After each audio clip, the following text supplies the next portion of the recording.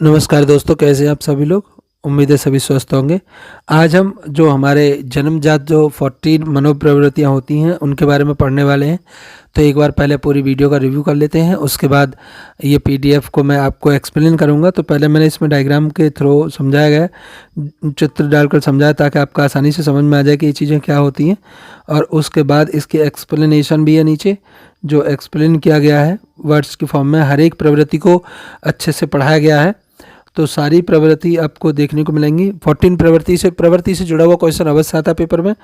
तो सारी प्रवृत्तियां हमने कराई हैं और इसके बाद अंत में हमने कराए इसमें इसके क्वेश्चंस, है ना। तो वो क्वेश्चन तक आप बने रहेगा, वीडियो अंत तक जरूर देखिएगा। मैं बता रहा हूँ, ये वीडियो देखने के बाद आपको निश्चित ही क्या होगा, फ़ायदा होगा। सारी चीज़ें चित्र से समझाई गई हैं। उम्मीद है आपको वीडियो पसंद आएगी, और अगर आपको वीडियो पसंद आए तो प्लीज़ एक लाइक और एक शेयर बनता है। आप वीडियो को शेयर करें, लाइक करें, और कमेंट में ज़रूर बताएं कि मुझे क्या करना चाहिए, है ना। क्या करना चाहिए अपनी वीडियो के अंदर ऐसा चेंज जिससे मेरी वीडियोज़ पर व्यूज़ आना शुरू हो जाए। तो आप लोगों से रिक्वेस्ट है, प्लीज़ ज़रूर कमेंट सेक्शन में बताइएगा कि मुझे क्या चेंज करना चाहिए जिससे मेरी वीडियो पर व्यूज़ आना शुरू हो। तो ऐसा मैं आपसे आशा करता हूँ। चलिए शुरू करते हैं, वीडियो आगे देखते हैं। तो आज हम पढ़ने वाले हैं विलियम MC डगलस द्वारा दी गई 14 प्रवृत्तियाँ। इन्होंने जन्मजात हमारे अंदर जो प्रवृत्ति होती है, जो पैदाइशी होती है, जिसे हमें सीखना नहीं पड़ता, उसके बारे में बताया था। और इन्होंने टोटल जो नंबर बताया था उसका वो था 14, यानी 14। तो 14 प्रवृत्ति कौन कौन सी होती हैं और उनको कैसे कैसे हम सीख सकते हैं, कैसे याद रख सकते हैं, सभी चीज़ें यहाँ चित्र के तरीके से सिखाई गई हैं और आसान भाषा में सिखाई गई हैं। तो वीडियो को शुरू करते बिना देरी किए। ठीक, अगर आप चैनल पर नए हैं तो चैनल को प्लीज़ सब्सक्राइब और एक लाइक ज़रूर दीजिएगा। चलिए, तो देखिए पहला चित्र में क्या देख रहे हैं हम। सबसे पहले चित्र में एक बच्चा भाग रहा है। भाग क्यों रहा होगा? जाहिर सी बात है, बच्चे भागने का मतलब है उसे किसी प्रकार का डर, या किसी से उसे लग रहा होगा कि उसे कोई नुकसान पहुंचा सकता है, इसीलिए भाग रहा है ना। किसकी वजह से भाग रहा है? डर की वजह से भाग रहा है। दूसरे वाले में देखिए, दूसरे वाले विरोध हो रहा है, किसी बात का विरोध हो रहा होगा। विरोध किस बात का होता है? जब बच्चे के अगेंस्ट कुछ किया जाता है, बच्चे के विपरीत जब हम कुछ करते हैं तो वो उस बात का विरोध करते हैं कि ऐसा नहीं करना चाहिए। ठीक है, देखिए जब किसी को खाना ऐसा मिल जाए जिसमें बदबू आ रही हो तो वो उसे घृणा करने लगेगा, हेट करने लगेगा, पसंद नहीं करेगा उसे। दूसरा क्या है? जिज्ञासा। अचानक से आपको कुछ गिफ्ट मिल जाए जिसमें आपको पता ही नहीं कि क्या है, तो उसे देखकर आपके अंदर क्या होगा? जिज्ञासा उत्पन्न होगी। उसे देखकर आपके अंदर सरप्राइज अगर मिला है तो क्यूरियोसिटी बढ़ेगी कि इसमें आखिर है क्या, ऐसा क्या है। ठीक, जब बच्चा विनर होता है तो आत्म प्रदर्शन करता है, सेल्फ असर्शन, मतलब खुद को रिप्रेजेंट करना। बहुत अच्छा है ना, शाबाशी मिलती है, सुकून मिलता है। ऐसे ही एक लाइक ज़रूरी है हमारे वीडियो के लिए, प्लीज़। सेल्फ अवेसमेंट, आत्म प्रदर्शन, है ना, आत्मगिलानी कहेंगे इसे। जब बच्चा कुछ खो देता है, उसका कुछ लॉस हो जाता है, तो वो आत्मगिलानी भी करता है, अपनी गलती को भी मानता है। ये जन्मजात प्रवृत्तियां हैं जो हमारे अंदर पाई जाती हैं। ठीक, मात्र केयर। बच्चा देखता है कि मम्मी जिस प्रकार से हमें देखती है वैसे हमें भी अपने छोटे भाई बहन को देखना चाहिए। तो ये वाला भी अब बच्चों में मनोप्रवृत्ति होती है कि वो बचपन से इस चीज़ को जानते हैं। अगला है एकीकरण। एकीकरण में क्या है? बच्चे एक साथ खेल रहे हैं, बच्चों में होता है आदत कि वो हमेशा ग्रुप बुलाकर खेलते हैं। ये वाला देखिए, इस चित्र में दिखा रहे हैं कि बच्चा अपना खिलौने किसी को देना ही नहीं चाहता। और ये प्रवृत्तियां वो हैं जो जन्म जाते हैं, मतलब बच्चे को सिखाई नहीं गई, उसको खुद से आती हैं, अपने आप से, पैदाइशी DNA में फिक्स हैं। ठीक, इसके बाद ये देखिए क्रिएटिविटी। बच्चा क्रिएटिव होता है, कुछ बनाना चाहता है ना। जैसे बच्चे देखे होंगे, बच्चे ये चीज़ें जोड़कर कुछ बना रहे हैं, या कभी ब्रिक्स को जोड़कर कुछ बना रहे हैं, या खिलौने को तोड़कर फिर उसे जोड़कर कुछ बना रहे हैं। तो जोड़ने की प्रवृत्ति बच्चे पाई जाती है, क्रिएटिवनेस पाई जाती है।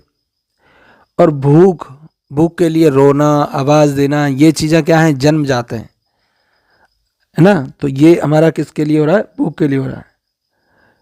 अगला देखिए, ये वाला है ना। अपन विपरीत जो मेल फीमेल को और फीमेल मेल को क्या करते हैं, पसंद करते हैं, लाइक करते हैं, है ना। प्रजनन की क्षमता ये भी जन्मजात होती है, इसमें कोई सिखाने की आवश्यकता नहीं है, ठीक है ना। दूसरा अनुकरण, अनुकरण अनुकरण कहते हैं दूसरे को देखकर करना, ये भी बच्चे में जन्मजात होता है, इसको सिखाने की ज़रूरत नहीं होती। जो जन्मजात प्रवृत्तियां हैं उनके बारे में बात की गई है यहाँ पर। अब देखिए, अगर आपको चोट लगी तो आप क्या करेंगे, सहायता के लिए पुकारेंगे, बच्चा भी वही कर रहा है। तो यहाँ पे क्या है, इन 14 जो प्रवृत्तियाँ बताई गई हैं, इनमें सब में जो निहित है वो हमारा जन्मजात है, मनोव्रत, ठीक है ना। आगे देखिए इसमें, अब वन बाई वन समझते हैं। मैकडूलन के अनुसार प्रत्येक प्रवृत्ति के साथ एक विशिष्ट इमोशन से यानी भावना जुड़ी होती है, और उनकी 14 प्रवृत्तियाँ कौन कौन सी हैं वो हम देखेंगे वन बाई वन। पहला देखिए, यहाँ क्या हुआ, बच्चे ने सांप को देखा, उसे भय लगा और भय की वजह से उसने दौड़ना शुरू कर दिया, ठीक है ना। जब सांप आगे दिखा तो बच्चा दौड़ने लगा। अब मनोप्रवृत्ति कौन सी होगी, पलायन। पलायन मतलब भाग जाना, भागते कब है, डर की वजह से, ठीक है। तो संबंधित भावना कौन सी हो गई, डर। अब भावना अंदर है और उसकी प्रवृत्ति, भावना और प्रवृत्ति एक दूसरे से जुड़े हुए हैं। पहले भावना समझना है फिर प्रवृत्ति समझना है। तो भावना क्या हुई, भावना हुई डर, और उसकी प्रवृत्ति क्या हुई, पलायन, भाग गया। अर्थ क्या है, जब व्यक्ति किसी खतरे या संकट को महसूस करता है तो वहाँ से भागने या बचने की कोशिश करता है, इसे क्या कहेंगे हम, पलायन प्रवृत्ति। कौन सी प्रवृत्ति है, पलायन प्रवृत्ति। इसके और उदाहरण देख लीजिए। उदाहरण में कह रहा है, यदि एक बच्चा अचानक सामने सांप देख ले तो वह डरकर तुरंत पीछे हट जाता है या भाग जाता है, ये सत्य है। तो पलायन क्या हुआ, पलायन प्रवृत्ति हुई, है ना। संवेग क्या हुआ, भय। संवेग क्या हुआ, भय हुआ। अगला देखिए, दूसरे में भी वही है। स्कूल में यदि कोई बच्चा तेज आवाज जैसे पटाखा फटना सुनता है तो डरकर अपनी सीट छोड़ सकता है या कान बंद कर लेता है, अवश्य ही।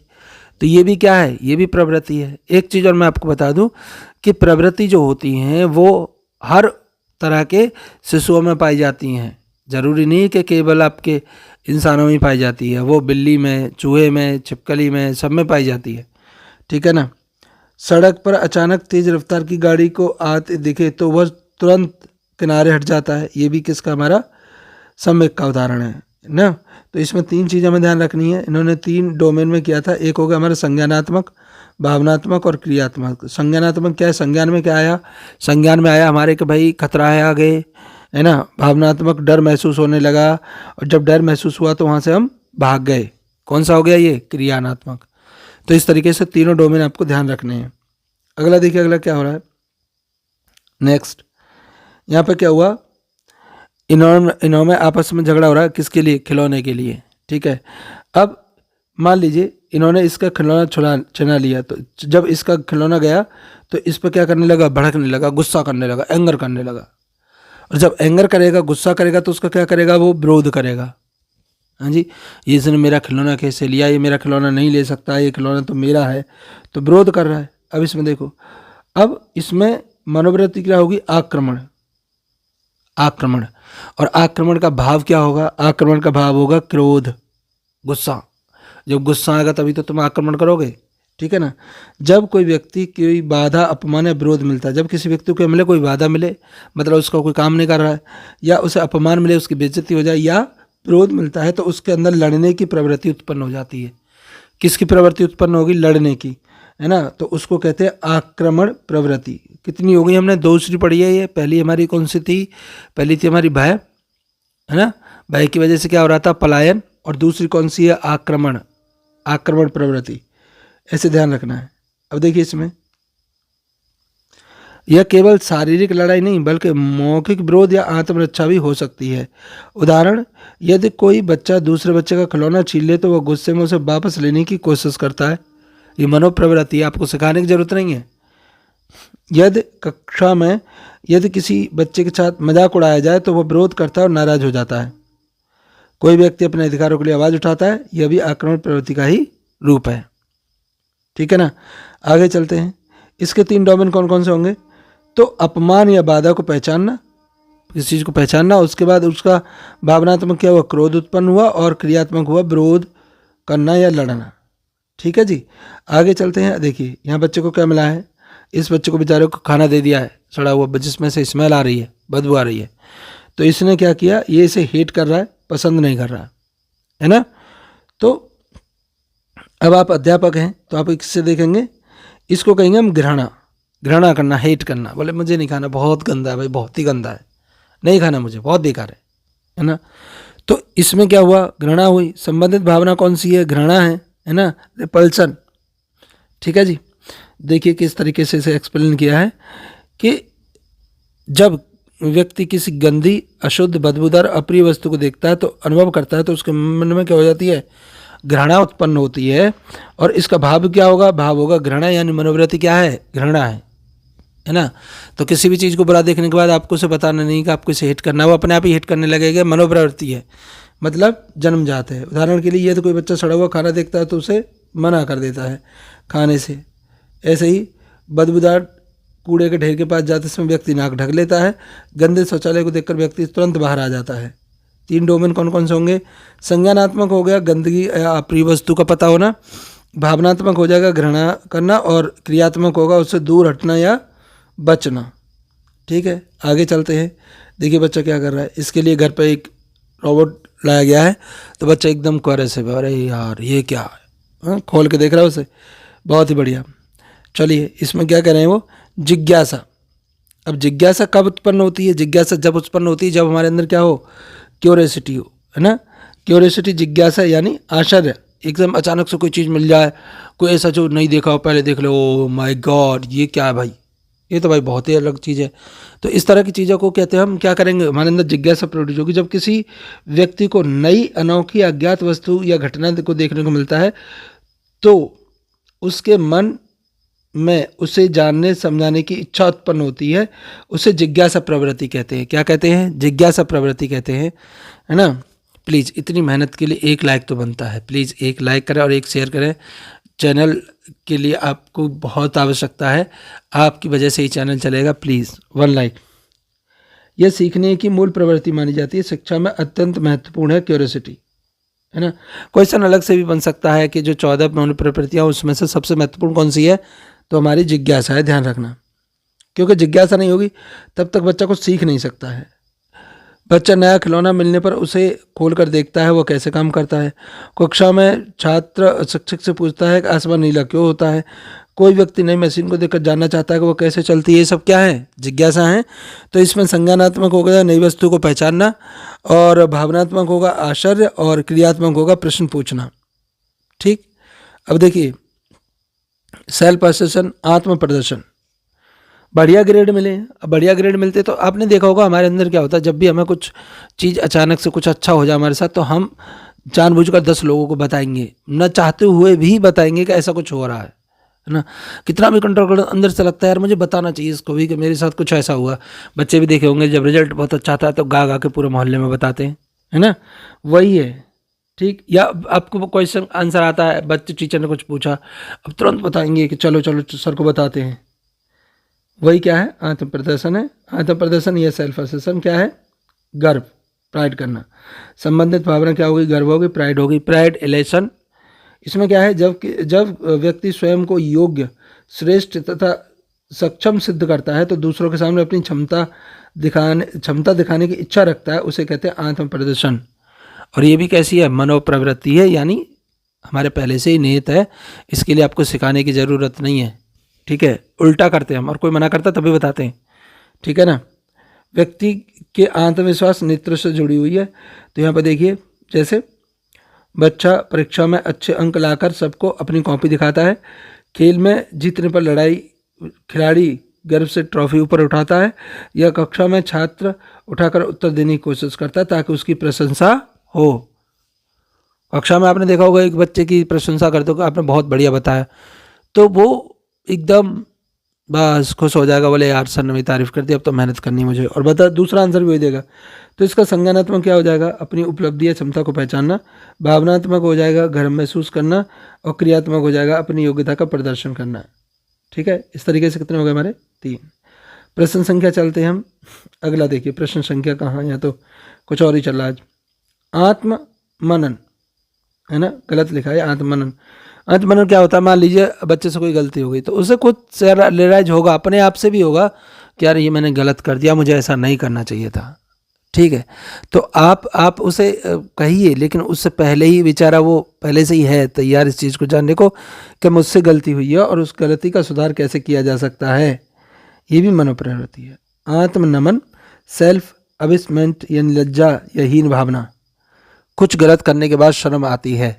ठीक है, तो वही है जब व्यक्ति अपनी गलती, कमजोरी और असफलता को पहचान लेता है या असफलता को पहचान लेता है तो वो अपने को खुद को क्या करता है, छोटा या दोषी महसूस करता है कि यार ये मैंने गलत किया है, इस वजह से मेरा नुकसान हो गया है ना। तो उसे आत्म नमन की प्रवृत्ति कहेंगे। कौन सी कहेंगे, आत्म नमन की प्रवृत्ति कहते हैं। ये जन्मजात होती है। उदाहरण देख लीजिए, इसके उदाहरण क्या है।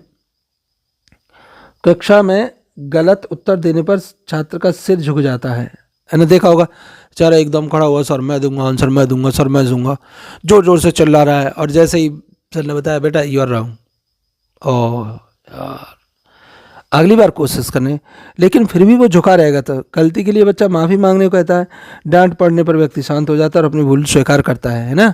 तो इसके कौन कौन से 3 पक्ष हैं। पहला, गलती को समझना, कौन सा हो जाएगा, संज्ञान में आ गया, गलती हो गई हमसे। और भावनात्मक क्या होगा, भावना होगी लज्जा, और उसका रिजल्ट होगा कि वो अपना सिर झुकाएगा, माफ़ी मांगेगा, इस तरह की चीज़ें। देखिए, माँ बच्चे की केयर कर रही है तो बच्चा अपने छोटे भाई बहन की केयर कर रहा है ना। मातृत्व, ये भावना होती है, बिना कुछ करे ही ये भावनाएं हमारे अंदर निहित होती हैं कि हम ऐसा करेंगे। ठीक है, आगे देखिए इसमें क्या करें। इसमें है मातृत्व या पितृत्व, पेरेंटल जिसे कहते हैं। स्नेह क्या होगा, स्नेह होगा, है ना। जब व्यक्ति अपने छोटे व निर्बल व्यक्ति, विशेषकर बच्चों की देखभाल, सुरक्षा और पालन पोषण करने में स्वाभाविक इच्छा रखता है, उसे मातृत्व या प्रवृत्ति कहते हैं। और यह हर व्यक्ति के अंदर पाई जाती है, अपने से छोटे को, निर्बल को, है ना। यह प्रवृत्ति केवल माता पिता तक सीमित नहीं, बड़े भाई बहन, शिक्षक या किसी भी वयस्क के अंदर देखी जा सकती है। ऑब्वियसली है अभी, जो बड़े लोग होते हैं वो छोटे बच्चों की केयर करते हैं। बच्चे के मामले में कभी आपने देखा हो, बच्चों के मामले में कभी कोई कुछ नहीं कहता, क्योंकि छोटा बच्चा, इसको प्यार करना चाहिए ना, सिखाना चाहिए केयरिंग क्या होती है। और जब हम करेंगे तो वो सीखेगा भी। दूसरा उसकी मनोप्रवृत्ति भी है, अंदर से फीलिंग आएगी कि हमें दूसरों की देखभाल करनी चाहिए। उदाहरण क्या है, माँ अपने बच्चे को ठंड से बचाने के लिए उसे कपड़े पहनाती है ना। शिक्षक कमजोर छात्र की अधिक मदद करता है। बड़ा भाई अपनी छोटी बहन को सड़क पार करवाता है। सब में क्या है, ये मनोप्रवृत्ति है, इसको सीखने की आवश्यकता नहीं, ये शारीरिक है और अंदर से जुड़ी हुई होगी, है ना। इसमें भी 3 डोमेन हमारे कौन कौन से हो जाएंगे, ये आप पहचान सकते, बहुत ईजी हैं। अब देखो, इसमें कॉग्निटिव, संज्ञान में क्या आएगा, कोई निर्मल व्यक्ति है, कोई बेचारा असहाय जा रहा है, और दूसरा हमारे मन में क्या आएगा, यार इसकी हेल्प करनी चाहिए ना, मदद करनी चाहिए, करुणा स्नेह आएगा, और उसकी देखभाल सुरक्षा करना हमारा क्रियात्मक डोमेन के अंदर आएगा, ध्यान रखना है। अगला क्या है, बच्चों के अंदर ग्रुपिंग की टेंडेंसी पाई जाती है। बच्चे एक दूसरे को क्या करते हैं, ग्रुप बना के रहते हैं, बोले हम इसके साथ ग्रुप बनाएंगे, वो इसके साथ, एक कंपनी होती है बच्चों की अपनी, है ना। तो उसी कंपनी के बारे में बात की जा रही है। अब क्या है, यहाँ पर देखो ये अलग अलग बने हुए हैं ग्रुप, है ना। त्यौहार भी हम अपने दोस्तों के साथ मनाते हैं, ठीक। तो इसमें क्या है, इसमें आएगा संघ प्रवृत्ति। संघ मतलब जुड़ा होना, अकेलेपन से बचाव और सामूहिक भावना। ये कब होगा, ये जब होगा जब व्यक्ति दूसरों के साथ समूह में रहते हैं, मित्र बनाते हैं, सामाजिक संबंध बनाने की स्वाभाविक इच्छा रखते हैं, तो उसे क्या कहेंगे, संघ प्रवृत्ति कहेंगे। ध्यान रखना है, मनुष्य एक सामाजिक प्राणी है, इसीलिए यह प्रवृत्ति बहुत महत्वपूर्ण है। जैसे बच्चे अकेले खेलने के बजाय दोस्तों के साथ खेलना पसंद करता है, बिल्कुल सही बात है। बच्चा खुद न खेलेगा तो दोस्तों के साथ खेलना पसंद करेगा, यही क्या उसका संघ प्रवृत्ति। छात्र विद्यालय में समूह बनाकर पढ़ाई करते हैं, कौन सा हो गया, ये हमारा क्या होगा, समूह प्रवृत्ति हो गया। लोग त्योहारों पर सामाजिक कार्यक्रमों में मिलजुल कर भाग लेते हैं, तो समूह प्रवृत्ति के हैं। अब देखिए इसमें क्या है, संज्ञानात्मक, वो अकेला है, अकेला महसूस करेगा तो किसी दूसरे को ढूंढेगा, समूह में रहने की इच्छा होगी उसकी, और उसके बाद क्या करेगा, समूह में खुद को सम्मिलित कर लेगा। आगे देखो, एक्वाइजेशन, इकट्ठा करना, ये मनोप्रवृत्ति होती है ना। बच्चों के पास कॉइन इकट्ठे रहते हैं, कॉइन्स, पैसे इकट्ठे करते हैं, वो कंचे इकट्ठे करते हैं, फोटोज इकट्ठे करते हैं, मार्बल्स और बुक, पेन, पेंसिल, है ना, और खिलौने वो इकट्ठे करते, वो दूसरों को देना नहीं चाहते, भले ही पुराना है, लगा रहेगा, रखा रहेगा, रखा रहेगा, इकट्ठे कर कर ढेर लगा रहेंगे। तो ये एक मनोप्रवृत्ति है ना। मैकडूगल की जो 14 प्रवृत्तियाँ उनमें से, और ये सारी की सारी प्रवृत्ति आपने किसी न किसी व्यक्ति में जरूर देखी होंगी अपने आसपास। ठीक, चलिए देखिए, जैसे हमारे एक टीचर हैं, उनका नाम नहीं लूँगा, तो उनके अंदर आया कि अब उन्हें अगर पेन दे दिया आपने तो वो घर ले जाके पेन को इकट्ठा कर लेंगे। अब इकट्ठा करना एक मनोप्रवृत्ति है ना, ध्यान रखना है। संबंधित का जब कोई व्यक्ति किसी वस्तुओं को इकट्ठा करता है, अपने पास रखता है, उन पर अपना अधिकार जताता है, तो वो संग्रह प्रवृत्ति कहलाएगी। क्या कहलाएगी? संग्रह प्रवृत्ति कहलाएगी, एक्वाइजेशन। उदाहरण देख लीजिए, बच्चा अपने खिलौने को किसी को देने से मना कर देता है, छात्र अपनी किताबों पेन को संभाल कर रखता है, लोग पैसे, डाक टिकट और सिक्के संग्रह करके रखते हैं। तो इस वस्तुओं को सम्मानना, अपना मानना, स्वामित्व हो जाएगा उसका, भावनात्मक और क्रियात्मक होगा वस्तु को सुरक्षा प्रदान करना, इकट्ठा करना। आगे देखिए, आगे में क्या है, बच्चा जोड़कर एक घन बना रहा है, यानी क्रिएटिव। ये चीज़ें क्या है? ये क्रिएटिव है, प्रैक्टिकल करना क्रिएटिविटी में आता है ना। ये जन्मजात है, बच्चा ड्राइंग कर रहा है, क्रिएटिव है। तो क्रिएटिव कहते हैं खुद को नई चीज़ों का सृजन करना, नई चीज़ों को बनाना, है ना, निर्माण। चलिए अब देखिए, निर्माण में क्या है? जब कोई व्यक्ति कुछ बनाने, रचना या सृजन करने की स्वाभाविक इच्छा रखता है, भावना रखता है, तो उसे किस में रखा जाएगा? निर्माण में रखा जाएगा। और इसकी प्रकृति जो होती है वो ये क्या होती है? क्रिएटिविटी होती है। ठीक है ना। इसमें देखो उदाहरण कौन कौन से हैं। बच्चा मिट्टी या बॉक्स के घर बनाता है, छात्र चार्ट प्रोजेक्ट तैयार करते हैं, व्यक्ति चित्र बनाता है, कोई नई वस्तु डिजाइन करता है। ये सब किस में आएगा? ये आएगा डिजाइनिंग में, क्रिएटिविटी में, या सृजनात्मकता। तो इसमें संज्ञानात्मक क्या होगा? कुछ नया करने का विचार, इसमें विचार होगा, ध्यान रखना है। कॉग्निटिव में कुछ विचार आया, फिर उसके बाद क्या हुआ? रचना करने में खुशी महसूस होती है, भावनात्मक हो गया। और क्रिएटिविटी होगी, वास्तव में वस्तु का निर्माण करना, क्रिएटिविटी हो जाएगी। अब देखो ये वाला भूख, भूख जो होती है वो मनोप्रवृत्ति में आती है। इंपॉर्टेंट है भैया, ये मनोप्रवृत्ति में आती है। बच्चा बचपन से ही जानता है कि उसे खाना है, बिना किसी के बताए, है ना। सिखाना नहीं पड़ता कि आपको खाना देख के खाना है, नहीं, उसे पता है कि भैया खाना ही खाना है। बचपन में जब छोटा होता है तो वो रोने लगता है, भूख आती है, तो बड़ा व्यक्ति होगा तो ऑर्डर मेन्यू करेगा, कुछ न कुछ है, मतलब पहले से ही पता है कि फिक्स है कि भूख लगेगी लगेगी। आपने अपने आसपास बच्चों में, अगर आप टीचर बनना चाह रहे हैं और टीचर बनने की इच्छा रखते हैं, तो ये चीज़ें बच्चों में नोटिस करा करिए और उन्हें सीखने की कोशिश किया करिए। ठीक, आगे चलते इसमें देखिए, भोजन खोज, है ना। जब व्यक्ति को भूख लगती है तो वो अपने शरीर अपने भीतर भोजन प्राप्त करने की स्वाभाविक इच्छा उत्पन्न होती है और वो भोजन खोजने लगता है। ये भी कैसा है?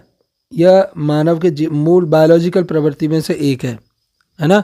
बायोलॉजिकल जो प्रवृत्ति होती है उनमें से एक उदाहरण है कि बच्चा क्या करता है, भूख लगने पर चीज़ों को खोजने लगता है, खाने की चीज़ों को। जैसे जैसे इसका एग्जाम्पल देखो, बच्चा भूख लगने पर माँ से खाना मांगता है, व्यक्ति लंबे समय तक काम करने के बाद भोजन की तलाश करता है, छोटे बच्चे रोकर संकेत देते हैं कि उन्हें भूख लगती है।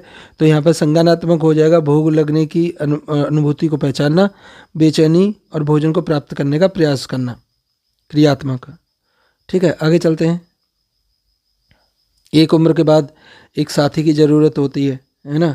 एक उम्र के बाद एक साथी की ज़रूरत होती है, हर एक व्यक्ति को ही होगी। यहाँ जितने बैठे हैं, जितने भी पढ़ रहे हैं, जितने ने मेरी वीडियो देखी, हर एक व्यक्ति को एक उम्र के बाद एक साथी की ज़रूरत पड़ती है। ठीक, तो प्रजनन, रिप्रोडक्शन या काम भावना, संबंधित भावना, काम भावना, आकर्षण, सेक्स इमोशन या अट्रैक्शन। अर्थ क्या है? जब व्यक्ति में विपरीत लिंग के प्रति आकर्षण उत्पन्न होता है तो वह वंश वृद्धि, रिप्रोडक्शन से संबंधित भावना विकसित होती है उसके अंदर, तो इसे प्रजनन प्रवृत्ति कहते हैं। क्या कहते हैं? इसे प्रजनन प्रवृत्ति कहते हैं। ठीक है ना। इसमें क्या है? जैसे एडोलसेंस है ना, एडोलसेंस उम्र में ये सारे काम होते हैं। जैसे किशोर अवस्था में लड़का लड़की एक दूसरे के प्रति आकर्षण महसूस करते हैं, दैट अ फीलिंग। युवा अपने जीवन साथी के चयन की ओर रुचि दिखाते हैं। तीनों पक्ष कौन कौन से हो जाएंगे? पहला पक्ष होगा विपरीत लिंग के प्रति जागरूकता। लड़के ने लड़की को देखा या लड़की ने लड़की को देखा तो उसके अंदर से ये भावना आएगी कि यार ये मुझे अच्छा लगता है, और आकर्षण प्रेम होगा इसका भावना, और क्रिया निकटता स्थापित करने का प्रयास करेगा, वो उसके साथ जुड़ने का प्रयास करेगा। ये उसकी इंस्टिंक्टिव प्रॉपर्टी है, अंदर से भावना है। तो शिक्षा में इसका क्या महत्व है? किशोरावस्था में विद्यार्थियों के व्यवहार में परिवर्तन आता है। शिक्षक को संवेदनशील संतुलित दृष्टिकोण अपनाना चाहिए, उचित मार्गदर्शन देना चाहिए, है ना। अब देखिए अनुकरण भी हमारी कैसी है? मनोप्रवृत्ति है। बड़े को देखकर छोटा पढ़ाना शुरू कर देता है, या अगर पिताजी मोबाइल चला रहे हैं तो बच्चा भी चलाएगा, है ना। इस तरीके से ये क्या है? अनुकरण है, एक को देखकर दूसरा। ठीक, अनुकरण हमारी तीसरी मनोप्रवृत्ति है। इसमें समानता या सीखने की प्रवृत्ति होती है। तो इसका अर्थ क्या है? अर्थ हो गया, जब व्यक्ति दूसरे के व्यवहार, बोलचाल, हाव भाव व कार्यों की नकल करता है तो उसे क्या कहते हैं? अनुकरण कहते हैं। यह प्रवृत्ति विशेष रूप से बालक में अधिक प्रबल होती है। किसमें होगी? बालक में अधिक प्रबल होगी। वह सीखने के महत्वपूर्ण माध्यम भी है। जैसे क्या है? बच्चा अपने शिक्षक की तरह बोलने या पढ़ाने की कोशिश करता है, तो ये किसमें आएगा? अनुकरण में आएगा, ध्यान रखना है। अगला है, छोटा बच्चा अपने माता पिता की तरह मोबाइल चलाने का अभिनय करता है, ये भी अनुकरण में आएगा। विद्यार्थी अपने मित्र की लिखावट या स्टाइल की नकल करता है, अनुकरण में आएगा। तो संज्ञानात्मक और भावनात्मक क्रियात्मक कौन कौन से हो जाएंगे? किसी के व्यवहार को देखना, पहचानना अनुकरण है। प्रभावित होना, वैसा ही बनना अनुकरण है। उसी प्रकार से व्यवहार करना भी अनुकरण है, ध्यान रखना है। आगे चलते हैं, और ये हमारी अंतिम प्रवृत्ति है, जिसमें बच्चे को चोट लगी है, तो चोट के बाद उसकी प्रवृत्ति क्या बनती है? वो अचानक से चिल्लाएगा और सहायता के लिए पुकारेगा। ये रूल है, बिना बताए ही उसे पता है कि हाँ अब कुछ हो गया, कांड बेटा, अब बुलाओ, किसी को लगाओ, आवाज़ लगाओ, है ना। ऐसे व्यक्ति को हो जाता है तो व्यक्ति भी दूसरों से मदद मांगता है कि मेरी मदद करो। तो इसमें कौन सा आएगा? सहायता की पुकार, अपील या क्राई फॉर हेल्प। संबंधित क्या है? जब व्यक्ति को कठिनाई, दर्द या संकट की स्थिति महसूस होती है, वह दूसरों से सहायता प्राप्त करने के लिए संकेत देता है, और इसे सहायता की पुकार प्रवृत्ति कहते हैं। क्या कहते हैं?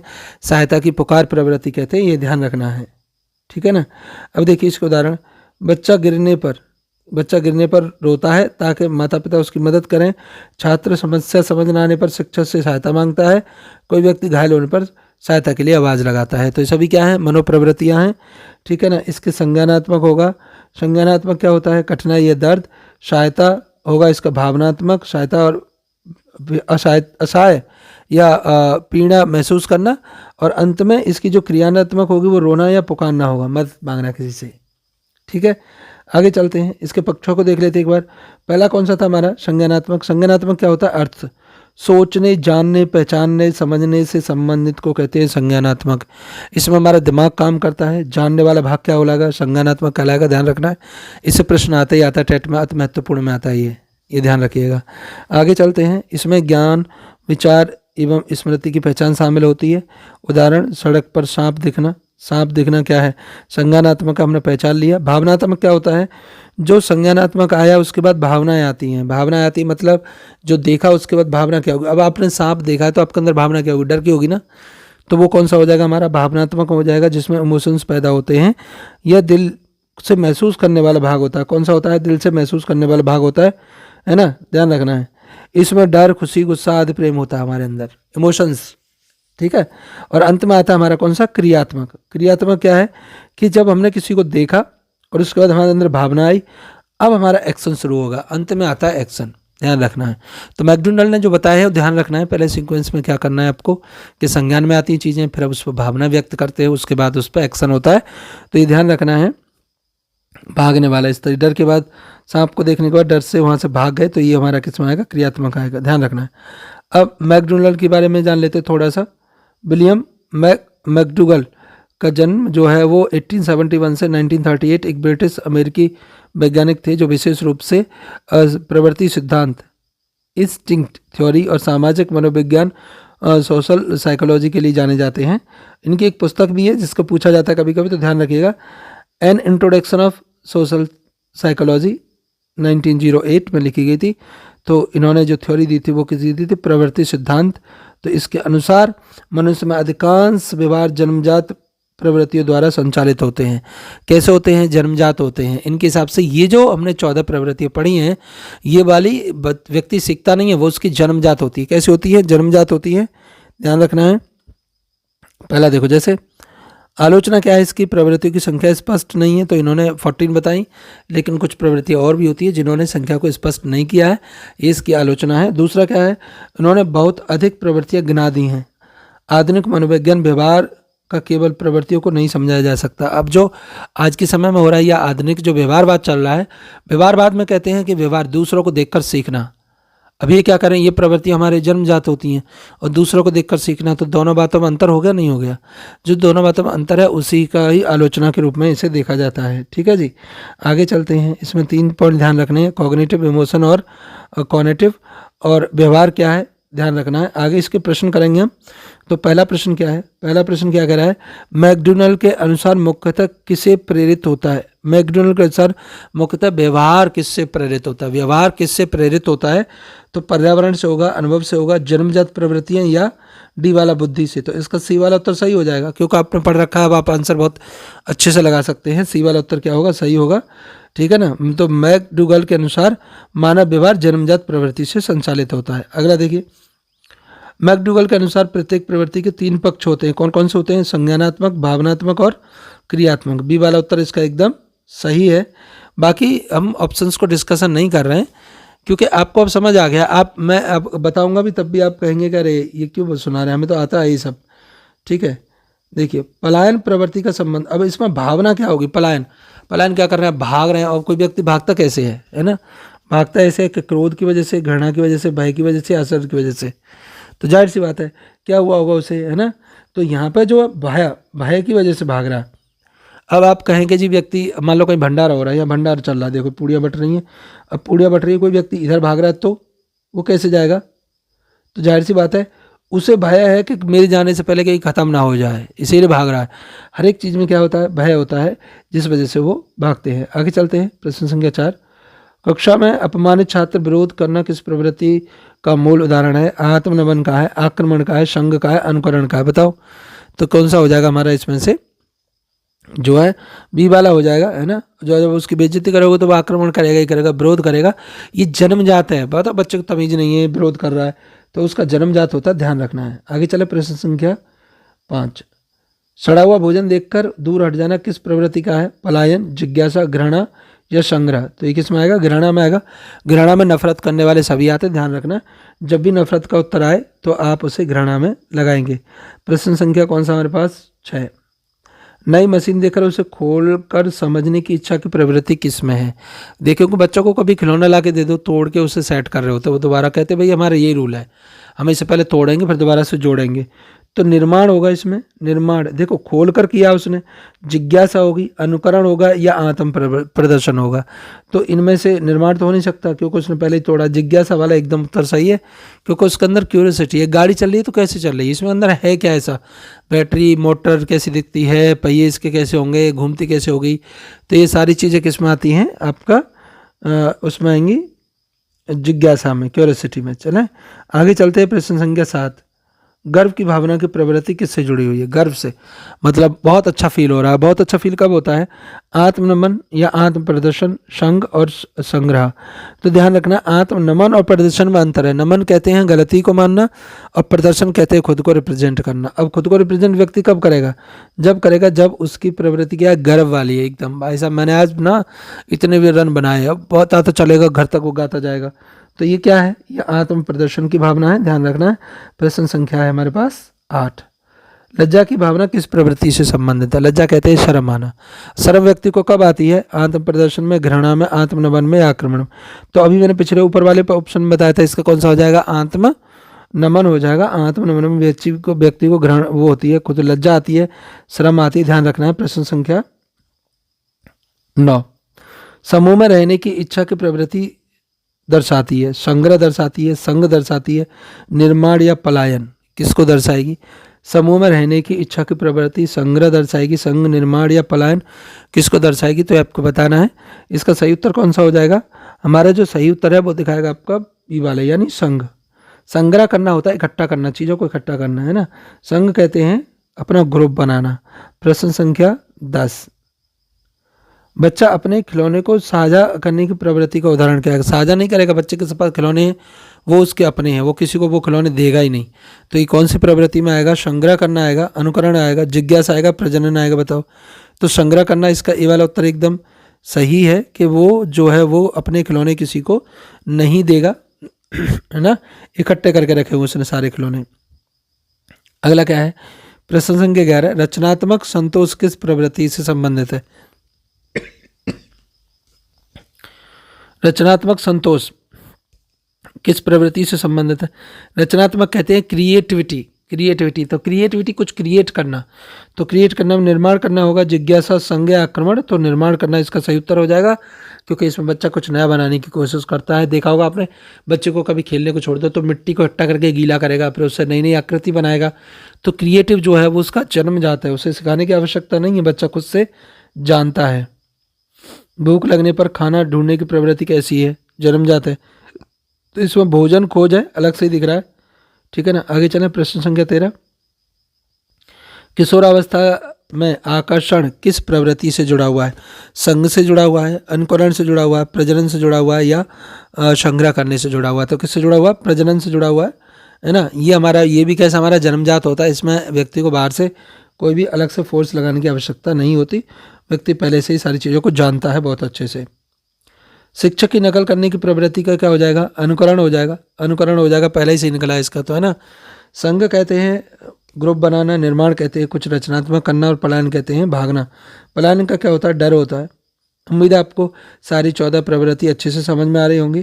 प्लीज़ एक लाइक और एक शेयर बनता है, और चैनल को सब्सक्राइब कर लीजिए अगर आप नए हैं तो, ठीक है ना। संकट के दौरान दौड़कर मदद मांगने की प्रवृत्ति का संबंध है किससे? सहायता के लिए पुकार, सहायता के लिए पुकार, ये वाला हमारा इससे संबंधित होगा। आगे चलते हैं, प्रश्न संख्या कौन सा हमारा? 16। मैकडूगल के सिद्धांत को कहा गया है, क्या कहा है? व्यवहारवाद कहेंगे, हार्मन मनोविज्ञान कहेंगे, रचनावाद कहेंगे, या गेस्टाल्टवाद? किस श्रेणी में इसे रखा गया है? बहुत ही महत्वपूर्ण प्रश्न है। तो इसका जो है वो हार्मिक मनोविज्ञान कहते हैं। क्या कहते हैं? हार्मिक मनोविज्ञान, ध्यान रखना है, मैकडूगल में जाता है। प्रश्न संख्या चलते हैं हम अगला 17। मैकडूगल की प्रसिद्ध पुस्तक कौन सी? देखो अभी बताया था, तो इसमें an introduction of social psychology, ये वाली पुस्तक उसकी बहुत फेमस है। आगे चलें, प्रश्न संख्या हमारा 18। जानना किसका पक्ष है? जानना, किसी को कुछ पूछना, जानना कि सर ये क्या है, वो क्या है, वो क्या है, तो ये किस में आएगा? भावनात्मक आएगा, क्रियात्मक आएगा, संज्ञानात्मक आएगा, या व्यवहारात्मक आएगा? बताओ। जानना कर रहा है वो, तो उसमें मैंने बताया था ना 3 डोमेन आते हैं, तो 3 में से किस डोमेन में जाएगा ये? संज्ञानात्मक, संज्ञानात्मक। पहले दिमाग वाली प्रक्रिया हो रही ना, जानना। जब वो जान लेगा, वो जानेगा कि बताओ इस पैकेट के अंदर क्या है, बताओ, तो वो कहेगा कि इस पैकेट के अंदर ना कल का कूड़ा है, ओहो कितना गंदा है। तो घृणा जो हुई वो हमारा क्या हुआ? वो हमारा भावनात्मक हुआ, और उसे हिट कर रहे हैं, ये क्रियात्मक हुआ। तो जानना किस में आएगा? आपका संज्ञानात्मक में आएगा, ध्यान रखना है। प्रश्न संख्या आगे 19। महसूस करना किस पक्ष का उदाहरण है? फील करना, है ना। महसूस कर रहे हैं आप, किस पक्ष का उदाहरण होगा? संज्ञानात्मक होगा, भावनात्मक होगा, क्रियात्मक या हार्मिक होगा? तो भावनात्मक होगा। फील करना, फील जो होता है वो अंदर से होता है, भावना से होता है, ध्यान रखना है। प्रश्न संख्या 20। कार्य करना किस पक्ष का उदाहरण है? आप कोई काम कर रहे हैं, तो काम करना क्रियात्मक में आएगा, ध्यान रखना है, किसका होगा? क्रियात्मक होगा। आगे चलते हैं, आगे कुछ इस तरह के क्वेश्चन पूछे जाते हैं, जैसे केस है यहाँ पे। कक्षा में अचानक तेज आवाज होती है, कुछ बच्चे डरकर अपनी सोच छोड़ देते हैं और दरवाजे की ओर भागने लगते हैं। यह प्रवृत्ति कैसी है? यह प्रवृत्ति पलायन की है। कैसी है? पलायन की है। आक्रमण हो नहीं सकती, संग हो नहीं सकती, जिज्ञासा हो नहीं सकती, कैसी है? पलायन की है। जब डर लगेगा तो क्या हो जाता है? पलायन हो जाता है ना। हमारे देश के जो महान सैनिक हैं, उनके डर की वजह से बाकी जो विदेशी हैं या जो बॉर्डर पर जो दुश्मन होते हैं वो क्या हो जाते हैं? वो पलायन कर जाते हैं। ये पलायन का आएगा। अगला केस देखिए, अगला केस क्या है? एक छात्र को पूरी कक्षा के सामने उत्तर गलत देने पर हंसी का सामना करना पड़ रहा है। मतलब उसने कुछ गलत बताया और सब लोग हंस रहे हैं, तो वह चुप हो गया, सिर झुक गया और आगे उत्तर देने से बचने लगेगा। यह प्रवृत्ति किसकी है? आत्म प्रदर्शन की है, आत्म नमन की है, आक्रमण की है, या अनुकरण की है? तो आत्म नमन की है। क्या कर रहे हैं? आत्म नमन की प्रवृत्ति है, ध्यान रखिएगा। प्रश्न संख्या आगे चलते हैं। तीसरा केस क्या है? एक बच्चा अपने मित्र का नया रोबोट देखकर उसे गंभीरता से खोल कर अंदर की बनावट समझने की कोशिश कर रहा है। रोबोट मिला, उसने खोल मारा दूसरे का रोबोट और देख रहा है उसमें अंदर क्या क्या है। तो ये कौन सा होगा? ये निर्माण होगा, संग्रह होगा, जिज्ञासा होगा, अनुकरण होगा। तो जिज्ञासा इसका सही उत्तर होगा। जिज्ञासा मतलब उसे पहचानने की कोशिश कर रहा है कि आखिर इसके अंदर है क्या, है ना, जिज्ञासा। आगे चलें, प्रश्न संख्या कौन सा हमारे पास? 4 केस। एक किशोर विद्यालय में अपने सहपाठी के प्रति विशेष आकर्षण महसूस करता है और उससे मित्रता बढ़ाने की कोशिश करता है। तो ये प्रवृत्ति किस में आएगी? संघ में आएगी, अनुकरण में आएगी, प्रजनन में आएगी, आत्मसंबंध में। दे तो प्रजनन वाले में आएगी, ध्यान रखना है। सी वाला उत्तर इसका एकदम सही होगा। प्रश्न संख्या चलते हैं हम 5। एक बच्चा गिर जाता है और जोर जोर से रोने लगता है। उसकी माँ तुरंत आकर उसे उठाती है और संभालती है। यह प्रवृत्ति किसकी है? अब देखो, माँ तुरंत आकर उसे उठाएगी और संभालेगी, तो सहायता की पुकार है, पलायन है, आक्रमण है या घृणा है? तो सहायता की पुकार वाला उत्तर इसका एकदम सही होगा। ठीक है ना। तो इस तरीके से हमने इसके 5 केस भी कर लिए हैं। वीडियो आपको कैसी लगी कमेंट सेक्शन में ज़रूर बताएं।